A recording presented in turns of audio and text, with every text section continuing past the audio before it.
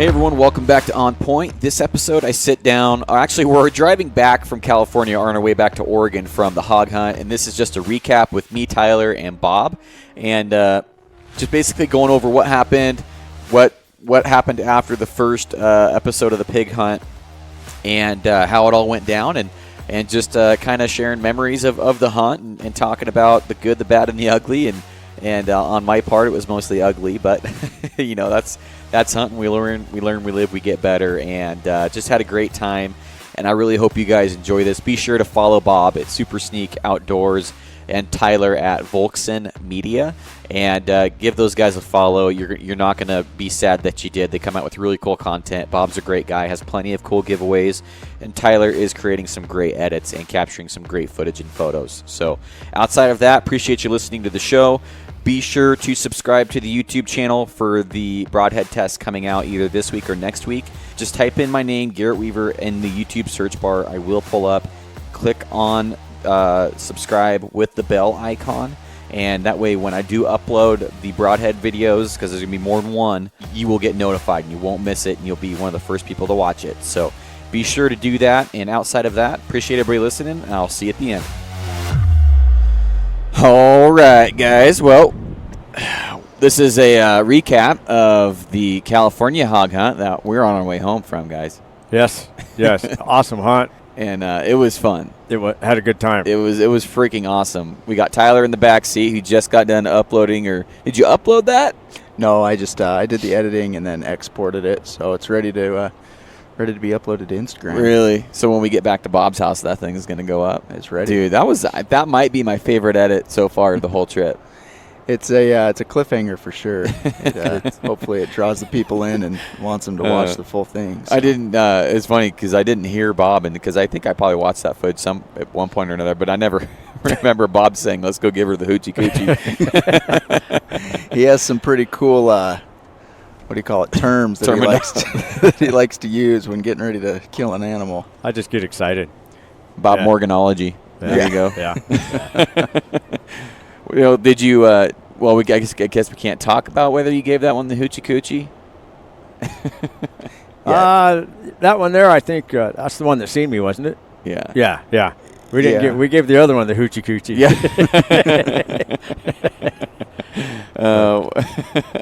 Yeah. I don't know if I'm going to use that. Yeah. That language. No.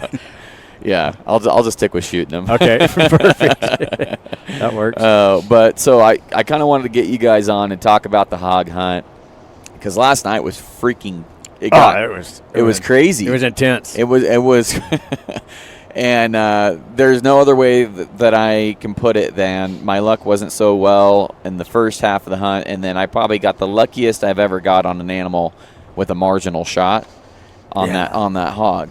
I mean, if it was really weird because so the first hog I shot, we lost.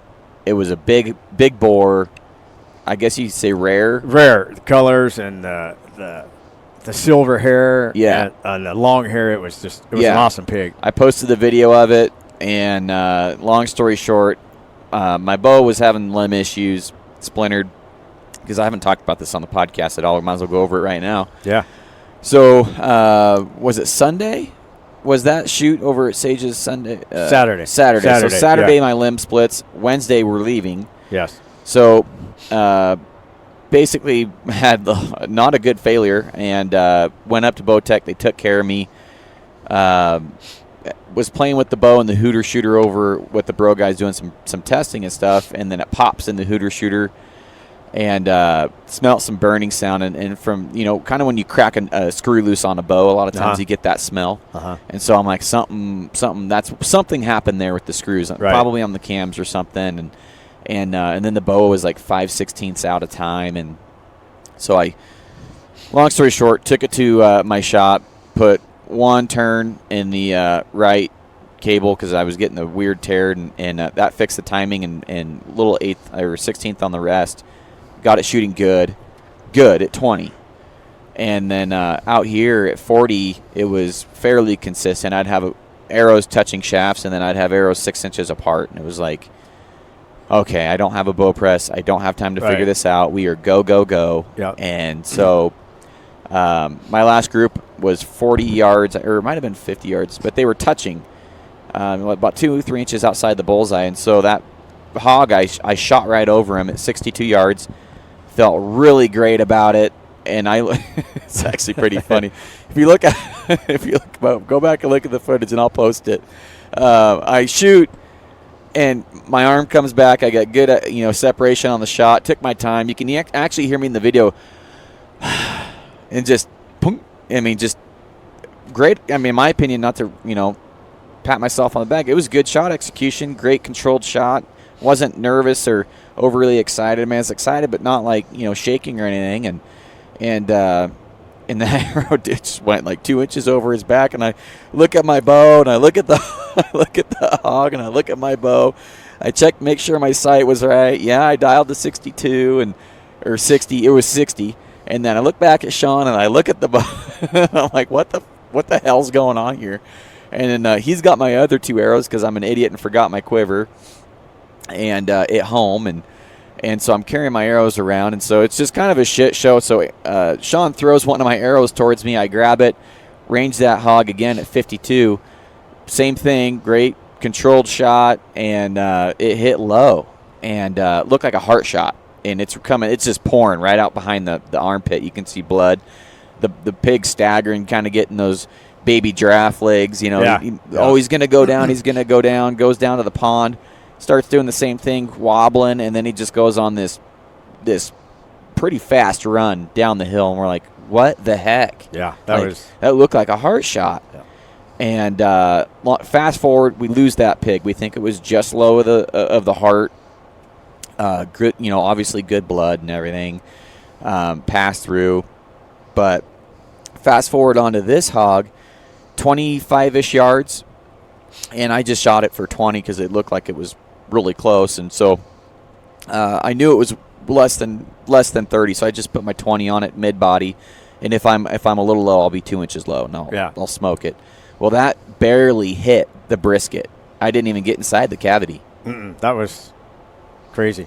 Yeah, I've never seen a pig die from not being hit by vitals. I don't know. I don't know of any arteries that run through the brisket chest area. I don't know. That was amazing because once we followed the blood trail and we got up top. it was good blood. Yeah, it was blood everywhere. Yeah. And Tyler points out the fact, he's like, well, pigs die of heart attacks. It's not uncommon. I think she died of a heart attack. And then I was like, well, my pig died of natural causes. Yeah. Well, then she gave us a slip. She did. She went into the brushiest stuff we could find, and it's just, when was it, midnight? Yeah. When we got in that little hellhole? It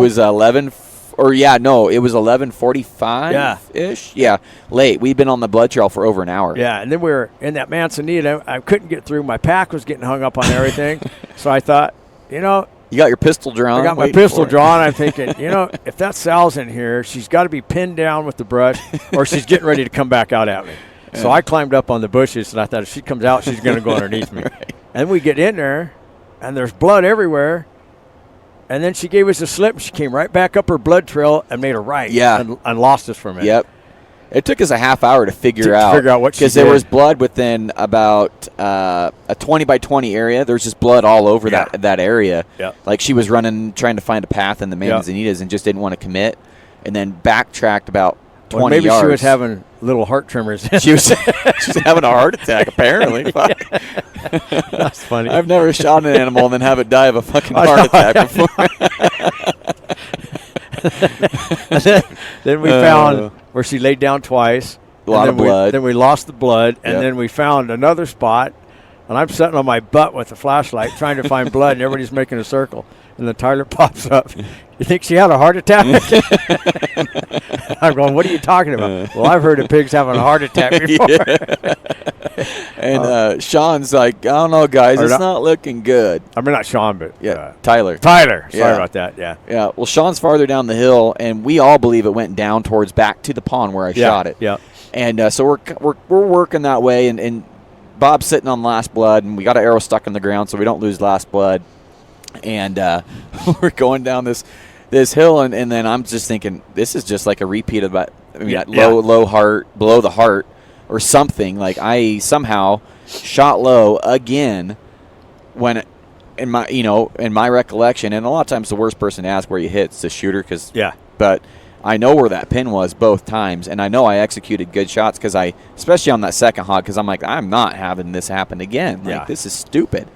And it just, he's like, I'm thinking I hit it low on the brisket or something, or I something went wrong here, because this pig, if I shot it where I shot it, it shouldn't be going 300, 400 yards. Yeah. Although pigs are freaking tough. They're Yours, tough. you got spleen, liver. You destroyed the liver and the back of the right lung, and it still went a couple hundred yards. Yep. And but long story, Sean's like, I don't know, guys, it's not looking good. 20 seconds later, he walks another yard. He's like, oh, I got blood. Oh, I got a pig. Yeah. And Laid she was down. tucked underneath that. Yeah. I think that was shamish.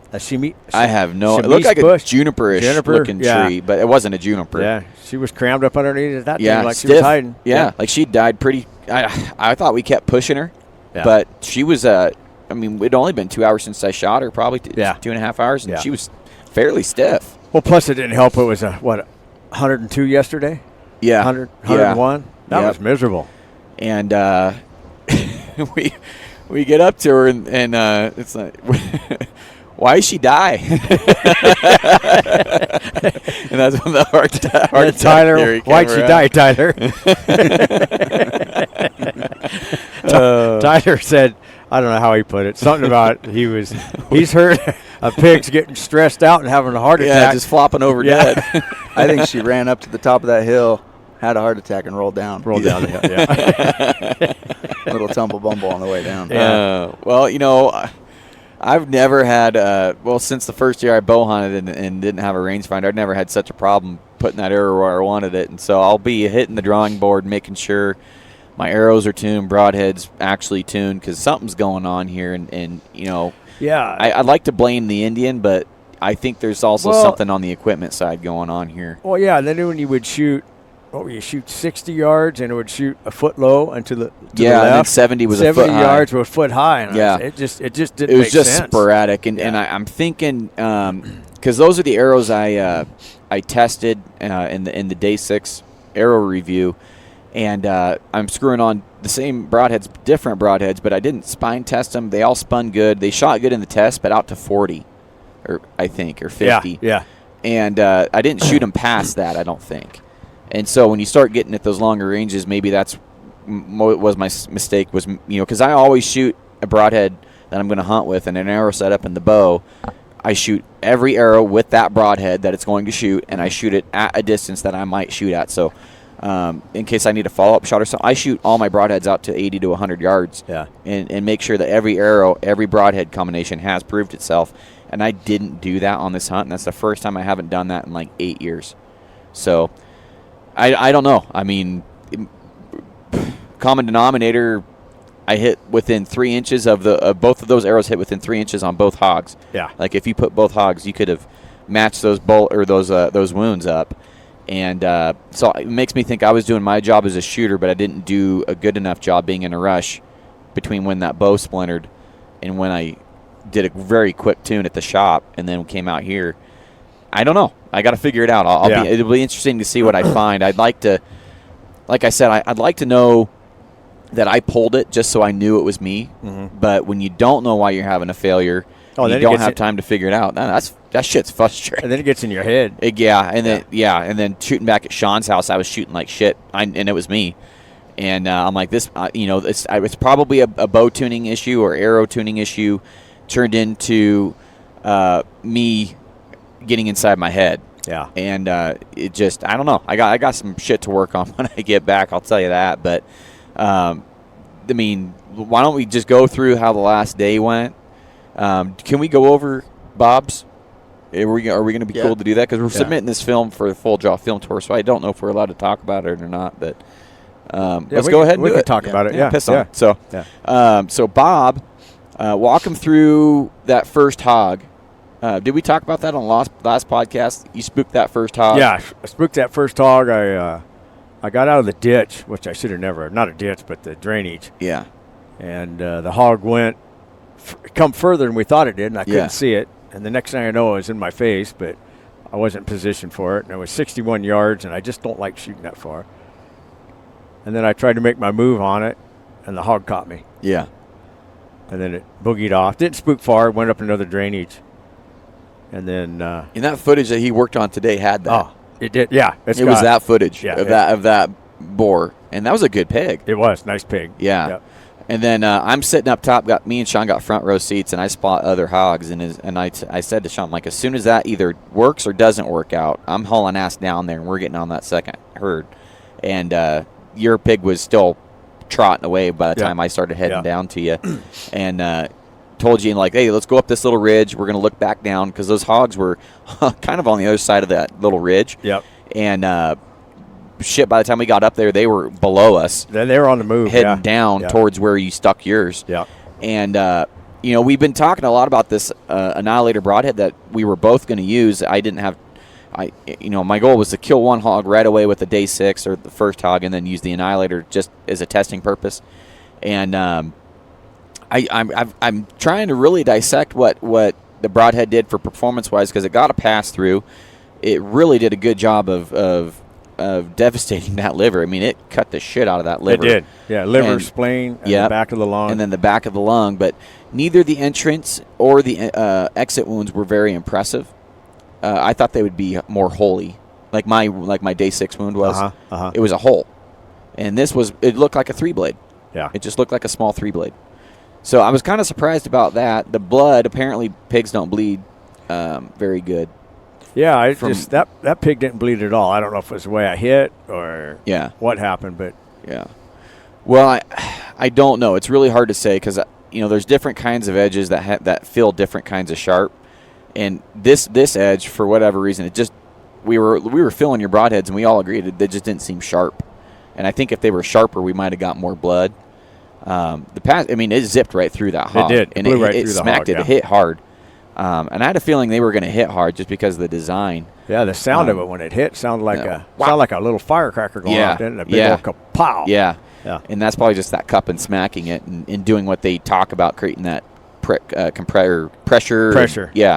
And that wound channel. But, yeah, I expected a little bit more devastation out of it, but it did the job. We found the hog. Yeah. And it got me to where I want to test it more and get more actual feedback from live animals. Yeah. So I'll be using it again. I got the day 6. That day 6 broadhead.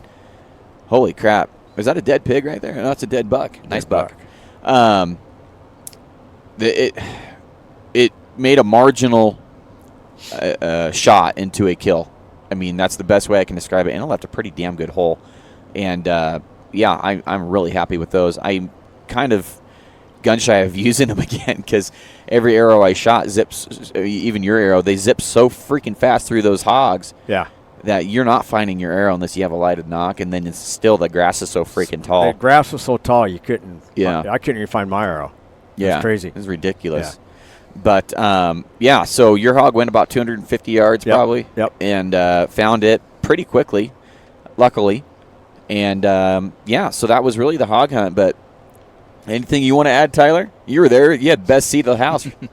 No, I thought it was a great hunt. The footage looks phenomenal. The lighting. So when Bob stalked in on the first boar, the lighting, the camera setup, everything was perfect. Just amazing. Yeah. It was some of the best hunting stalking footage I've ever filmed. And I just remember sitting back. So Bob and I snuck in. We climbed up on this little knob, and then we got eyes on the hog, and Bob started to move around and was going to drop into that gully, and I just wanted to stay there. Like I said, I'm not moving. I'm in a good spot. So I sat up and got the camera ready and started filming, and I just remember sitting there thinking, please, please, please, please, like make this happen, because it's just the perfect situation and scenario. But that's how hunting goes. Is you can't predict what's going to happen. Whatever happens, and you gotta work with it. And once that hog kind of spooked and saw Bob a little bit, immediately I was thinking, like, hey, I got to figure out a way to write this story a little different now, because that obviously isn't the kill. But immediately after, when you came running down the hill, we got eyes on those other hogs, and it was on again. And So my adrenaline was going the whole time, and I just enjoy being with the hunters. Yeah. You know, I enjoy being in the moment. I'm really grateful for Bob for letting me stalk with him. I know there's a lot of hunters that do not want camera guys with them. Oh, it's hard to to get everything lined up. I want them because I want that shot. Yeah. I want that footage. Yeah. And it's gotten to the point where I want that footage more than I want than I care being successful or not. I'm willing to blow. And I even told you, I'm like, hey, I'm willing to blow a sock if it means getting good footage. Because this is, I would say, almost a high opportunity hunt, but you have to work for them. Yeah. And the stars kind of have to align, and the hogs have to show up. We'd only seen 2 hogs. That day, I killed my hog.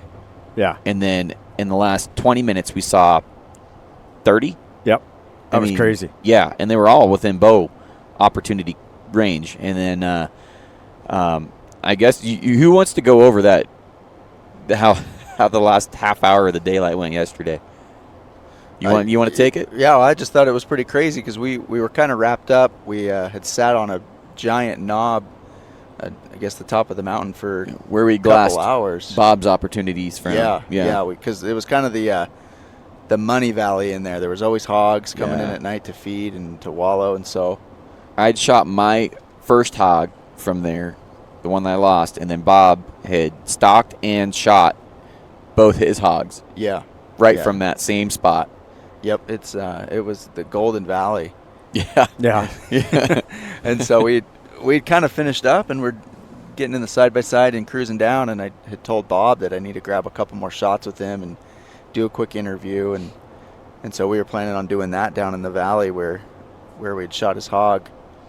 And Sean was like, you know what, we should just check the one more pond. You know, the sun was going down. There was hardly any shooting light, and I was like, yeah, let's scratch the interview, scratch the B-roll. I'd rather get another hog on film. And so we start cruising over there to the pond, and we park and start walking in, and immediately I remember looking left. Garrett was in front of me. Yeah. Bob and Sean were behind me, and I was in the middle with my camera. I had it on.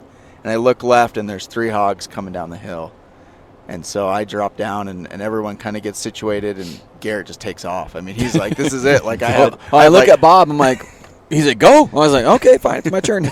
So, because I didn't want to assume, because I'd already screwed up, and then he's like, go get him. I'm like, all right, let's do this. And so I'm like, that's all I need. And then I hauled ass over the little kind of using the terrain, and this terrain is so broken, you can really use that to your advantage. Yeah, even on that pond, there was a bunch of little just dips and stuff you could use. It's easy to conceal yourself out there. It really is. And those tules, you guys were calling them tules. Yeah. It's like how would you describe those things? They are tules. They get cattails on them. Yeah. Okay. Yeah. I've always called those bobtails. Bobtails? Yeah. The cattails Cattails or tules, whatever. Yeah. Okay. So big ass pieces of grass, huge pieces of grass with big freaking brown things. Looks like a corn dog on top. Yeah, looks like a corn dog on top of a piece of grass. About 6 feet tall. And then right on the edge, there's a bunch of tules, and these hogs beelined it straight for that. And so I've got about another 10 minutes of daylight, shooting light, and these hogs aren't coming in quickly. And so I'm like going super slow, and then I'm just like I'm froze. I'm to the point where unless they get behind those tules, I can't move, and it's just risk versus reward. I'm like the risk is really high that I'm going to get busted and I'm not going to get a shot. And but I felt like if they went behind those tules, it was game over. And so they went behind the tules, and I got a little bit more brave, and then I heard them hit the water, and they started splashing around, and I just went hard. I went real quick, and anytime they were splashing, I didn't care about how much noise I made. I was going right in, 35 yards, range the tules, and then they're splashing, and then I get behind this tree about another 10, 15 yards up, and then I'm just waiting to see movement through the tules, and then finally I start hearing the water kind of get shallower and shallower sounding, and when they stepped, and then this big sow came out, and I was guessing 20, 25 yards, so I just put my 20 on her in the middle and stopped her with an which I did that at a turkey one time, and I got made fun of. Apparently people don't do that at turkeys. No, Yeah. but it stopped the hog. She stopped broadside, settled the pin, shot it, heard it hit, and I just was like, there's no freaking way that just happened. I went from like, I'm going to eat my freaking tags. Yep. This is kind of embarrassing. You're supposed to go out, have fun, and fill a tag on this hog hunt. Like it's a high opportunity, high success rate. And I think there was only one bow hunter that he said he didn't bring home a pig or something like that. Yeah. I didn't want to make that too. And I was like, man, the first thing I told Sean is like, I said this on the first pig, but I drilled that thing. And it turns out I did, and I hit it low. But we found it, and pig died of probably a heart attack. I don't know. Causes. Sean thinks she bled out. I was talking to Sean she very about well it. Could have. There was quite a bit of blood towards the end. Towards the end, she was bleeding a lot. Yeah, and she was pumping it too. She was going up some pretty steep stuff. But and then I think she went on a death run that last 20 yards and then just piled into that tree. Yeah. But and then Bob is off. Found another herd of like 20, just 100 yards up the drainage, and so you started stalking those. Yeah. And got dark on them, and thank God you didn't. I'm glad I didn't stick one because it would have been an all-nighter. Yeah. So, but that's really how it came together, and we're already planning a trip for potentially next February, March, and then because those pig tags, correct me when I get this wrong, but they're good from July to June. Yes. Yeah. That's really how it is. Yeah. And then the hunting licenses are 140. Is that what we paid? I think they're from July. Well, are they fiscal calendar year? No, I'm pretty sure California's from July to June. Really? So we hit it perfectly for getting our money's worth. I think they are. I'm pretty sure they are. That's interesting. Yeah. Huh. But anyway, it was a. So you and I both still have a hog tag in our pocket and a hunting license. And we have we know where to go. Yep. So it was a. And I want to talk about you growing up there real quick, and then we kind of hit this on the first one, but Sean, and I want to make sure people know where to go, because that was, as soon as I said I was going hog hunting in California, the number one question was where. Yep. And well, what's nice about it, you don't have to go all the way 5-6 hours south. It's just a couple hours over the border. South of the border, we're 3.5 hours, or about 4 hours from Roseburg. Yeah. That's not too bad. That's not bad at all. That's like driving just to Vancouver, Washington. Yeah. And so it was SC2 Outfitters is where we went. He's got like a 13,000 acre ranch. And then another 6,000 acres somewhere else.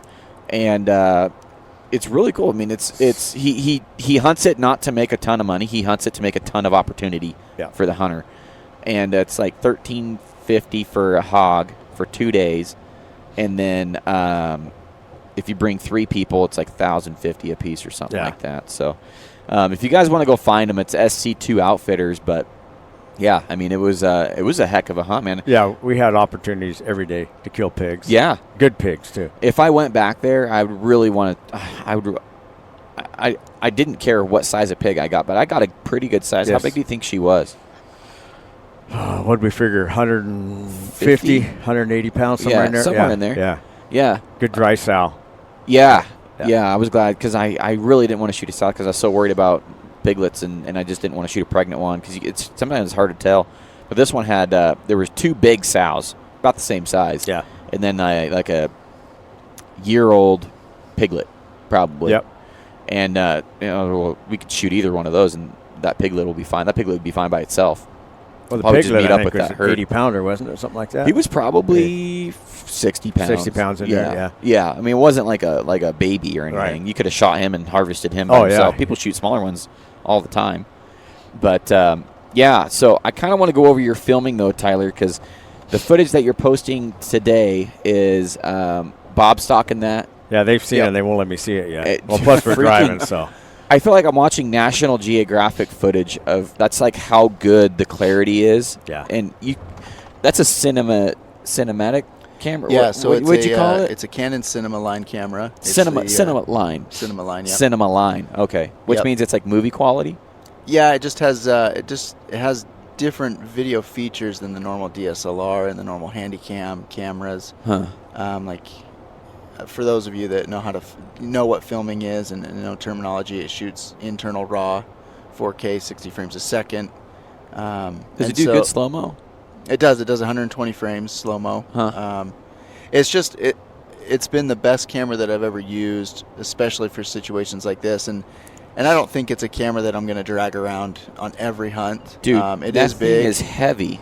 It is big, and when you throw the 100 to 400 millimeter lens on it, it starts to really weigh down. Yeah, but Tyler's a stud.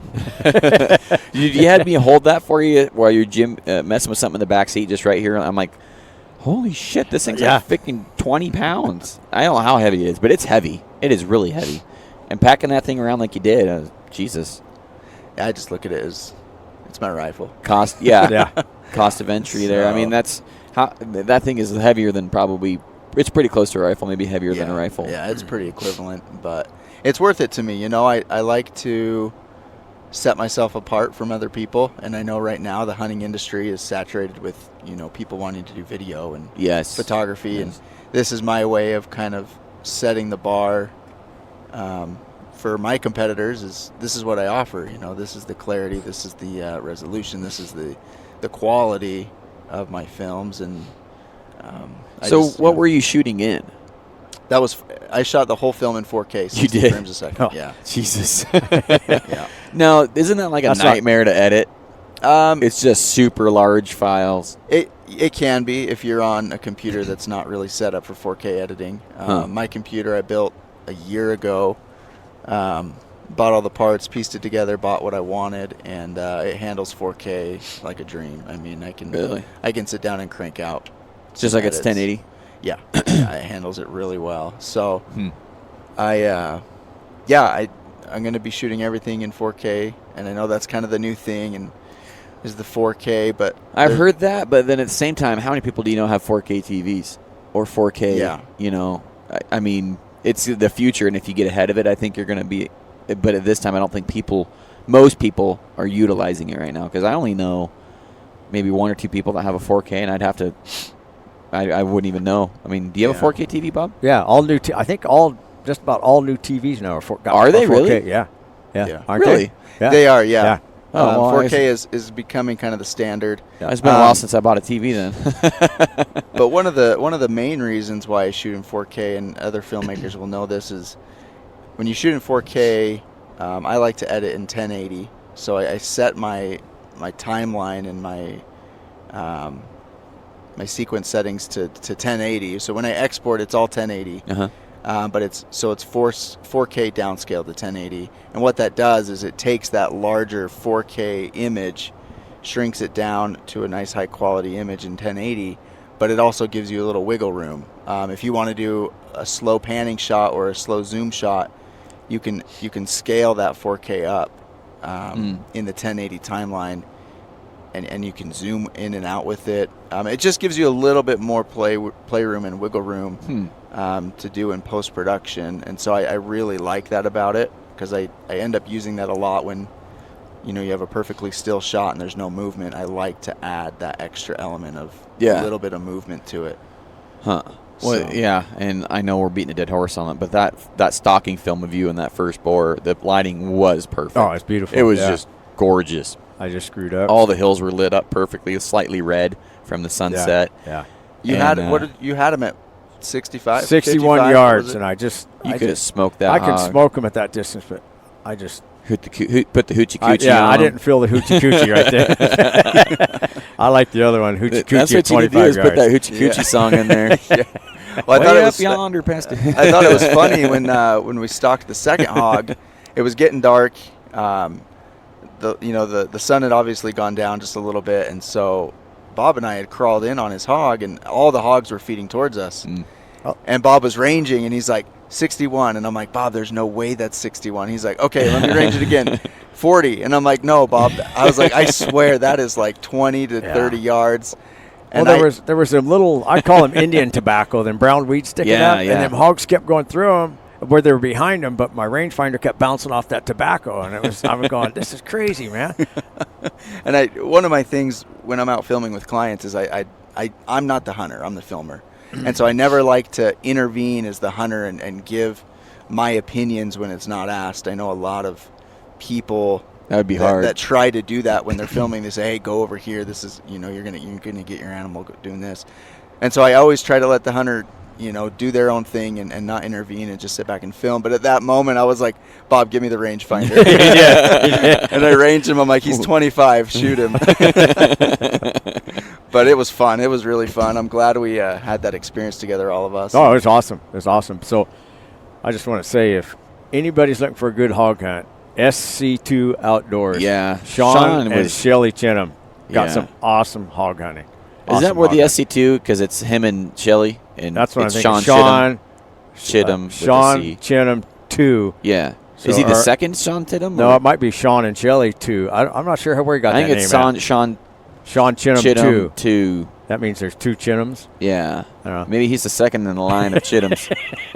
We'll have to ask him. Yeah. Got He's to a chit good, me. he's a good dude. I mean, He good- went out of his way, and we were all tired. Sean was just as tired. He didn't get pissed off, snappy when no. we were out there looking for my sow. I'm wondering, the hell is this on point guy know about shooting a bow? Yeah. I mean, it was really cool, and I know. No one's ever going to be harder on somebody than themselves. No one's going to be harder on me than me. And I think he knew that, but he was also willing to be honest and real Yep. with the situation. Yep. And the last thing you need when you make a bad shot is somebody blowing smoke up your ass. Yeah. And so I just really appreciate, because he was level-headed, transparent, and he is a good hunter. And he'd let you make your own stock, let you fail. Yep. He'd let you succeed based on what you wanted Yep. to do. Yep. And he wouldn't tell you to shoot or not shoot a hog unless it had baby pigs with Yeah. it. And it was perfect. It was. It was really perfect. It was. I mean, I liked being able to go. That's the second guided hunt I've ever been on. The first one was in Africa, and that guided hunt went 10 times better than the Africa hunt, because he let me hunt how I wanted to hunt. Yeah. And he just basically said, all right, well, this is how we're going to have to do it. Then you can do your thing. Yeah. And I thought that was cool as hell. It was really good. You guys got some more hunts coming up, though, this year. What's your next couple hunts? My next hunt is Utah on R&K, on Stillman's.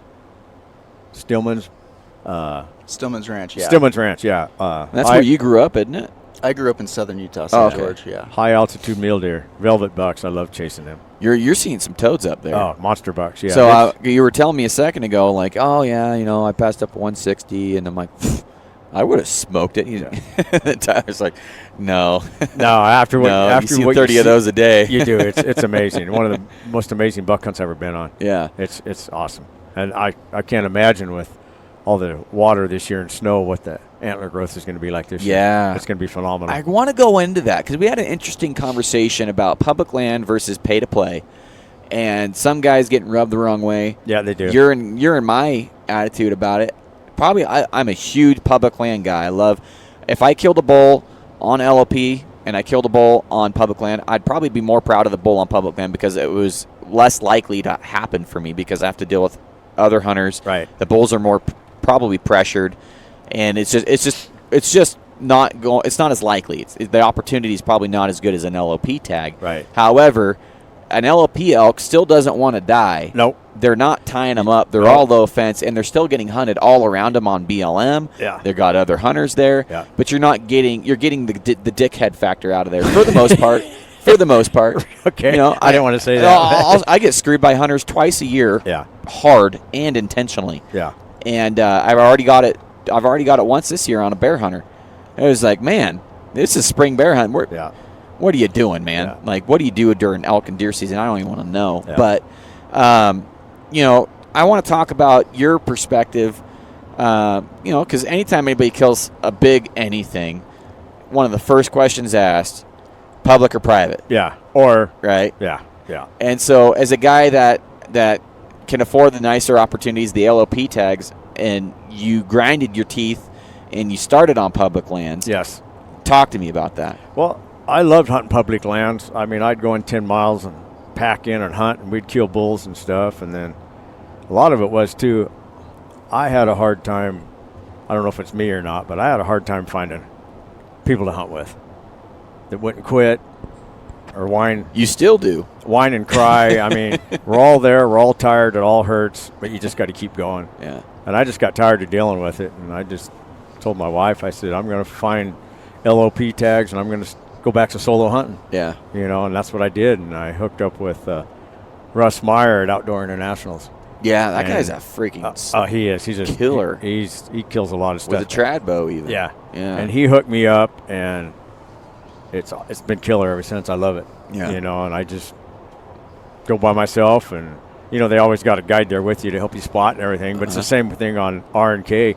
I go with Jeremy Steffen, and he's an awesome dude. But we go up on the mountain, and he just helps me spot, and then it's up to me. you. It's up to me to do my thing. All he really is making sure that if anything goes wrong, he's there. Yep. Like health wise, Yep. injury wise, Yep. and then help you spot. Yep. But that's it. That's it. You make your own stocks, your own Okay. plays. Yep. I You- pass what I want to pass. I shoot what I want to Yeah. shoot. Yeah. So you're telling me you had this 160 buck in front of you at like 20, 25 yards. Oh yeah. You pass on him, Yeah. and then he text you or something? Yeah, you can, or I get up and leave, and the buck, I get up and walk off, and I get up on top of the ridge, and he had texted me. He says, "What happened?" I passed, and he had texted me back, "Good choice." Because the caliber bucks up there, you see 180 to 200 inch bucks Every day? every day. That's insane. Every day. Yeah. And see, that would be really cool. I don't care if you're the biggest public land advocate. If you had an opportunity to go do Yeah. that, you're Yeah. going to do Yeah. that.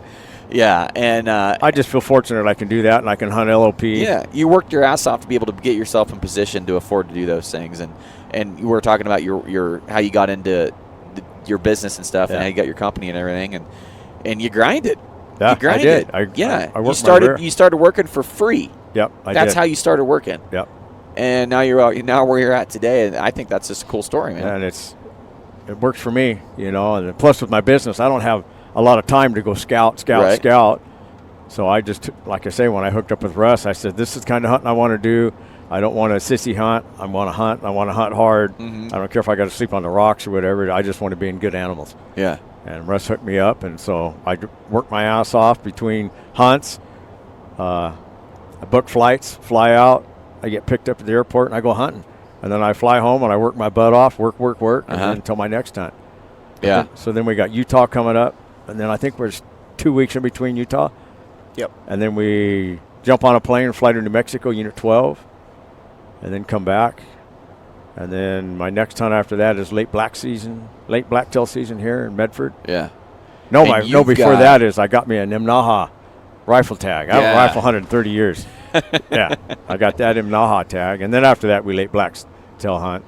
And then I get a month and a half off, and then we're flying to Mexico for Coues deer and mule deer. That's going to be cool. That's going to be a cool hunt. Yeah. I'm looking forward to that. I want to see the footage from, because that's on my bucket list. Sonora, Mexico's Yeah. on my bucket list. I want Yeah. to see the footage from that hunt. And Coues deer's cool. Yeah. I mean, they're cool. They are. I'm sure there'd be a fun animal, very challenging animal to hunt, but muleys is right up there for elk Yeah. with me. Yeah, I love mule deer hunting. And you could have a chance at like a 180 to a 200-inch buck Yep. over there. Yep. Yeah. Mule deer, yep. Yeah, I mean that's Sonora. Mexico's like Got the some Arizona big strip bucks, of mule deer hunting. So, but you got a giant blacktail on your property down here. Is that Yeah. on public? No, private. Okay. Yeah. Yeah, and you got tree stand set up and Tree everything. stand, yep, You've tree been stand. trying to kill that buck for a couple of years now, Yeah, have you? a couple of years. That's blacktail hunting He's for you. smart. Yeah. He's- Well, yeah, private land, and you haven't killed him in 2 years. Yeah. So that sounds like public land to me. It is. It's just because you're hunting private, it's not easy. Well, I mean- blacktails is that's a tough game. Yeah. I don't care who you are. If you're killing big blacktails every year, you're a freaking stud. And you're either putting in a lot of work or you have a lot of time on your hands because Yeah. you got to be there when that thing walks by if you have a tree stand, because he may only walk by once that whole season in the daylight. Yeah. Yeah. But you've got so you got like 4 or 5 hunts this year, man. Yeah. 4 or 5 coming up. And Tyler, are you filming all of them, Tyler? Yeah, except for the rifle hunt. I'll be in British Columbia when that's going on. So Really? You got that fishing thing? no, we're doing we have stone sheep. That's right. Coming up soon, and then the second round in British Columbia is a combo hunt, and I believe it's mountain goat, elk, caribou maybe. Mountain goat, elk, and caribou. That's an interesting I combination. think so. I could be wrong. There might be a moose in there, but Is that for those boned out guys? Rolling Bones. Yeah. Rolling Bones. Why do I keep Outfitters, yep. calling them Boned out. out? Yeah. So after this, I felt like it went pretty damn well because now we're already talking about going back and then maybe doing early season California blacktail. Blacktail, yes. Which you've got some sort of spot picked out. Yep. Public land. Yep. Marble Mountains. Back in the middle of the Marble Mountains, Yep. you said. Yep. Marble Mountain Wilderness. Yeah. So that'll be cool. It will. That'll be freaking It'll awesome. be something before the season. Another. Yeah, I just want to add more hunting things where they don't compete with elk. Season. Yeah. I just want to do elk when elk is here. I just want to hunt all I can while I still can. Yeah. That's my goal. Yeah. I'm 59 and I want to keep rolling. Yeah. Well, You dude, know. you're getting around freaking. You're hard to keep up with. So, but all right, guys. Well, I appreciate you both coming back onto the show. Yep. It's just kind of a recap. Nothing too extraordinary or anything. Just I'm happy I got it done. I was kind of like down in the bottom of the roller coaster when right before we saw those, and right when we saw them, I was like, Oh, it's the highs and lows. "So you're telling me there's a chance?" Yes. Yeah.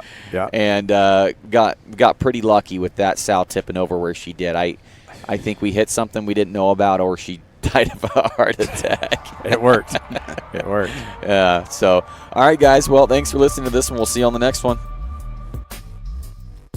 All right, guys. That's this episode of the podcast. Hopefully you're all doing well, and hopefully you enjoyed this episode.